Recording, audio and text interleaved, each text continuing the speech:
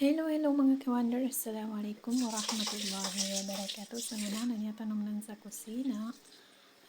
Tayo ay time to cooking. Tagalugaan tanong manang sa ipamuto. Ay niya pasamaya na nalit tanong na oras sa pero kagi na sa nituan yan. Niya tanong kinalit na alam na ng galog tanong sa pulo. Bali niya pasamaya na pagbabab ko. So 11, 12 na. So, yan. So, madali naman lulutuin ito yung rosarami. So, yan po ang kawanda. Ang niluluto natin at tinitingnan natin kung luto na ba siya. So, ngayon, naubusan tayo ng gasol. So, inaantay natin yung mga tao na gigising.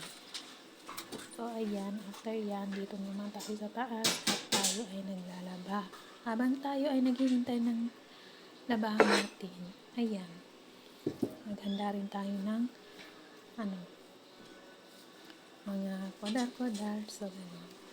Yan po mga kawander. So, yan ang ginagawa ng bawat dalawa. So, yan. Tapos na tayo sa taas at tayo ay pupunta na sa baba. So, prepare na tayo. At yan, patay natin yung mga light at nakasaksak na So, mga wire. So, yan. Mikos-mikos tayo habang hindi pa tayo kababa. So, yung mga kawander, tapos na tayo. At tayo ay papasok muna tayo ng kwarto. Titingnan natin. So, hanggang dito na lang. See you next vlog. Bye!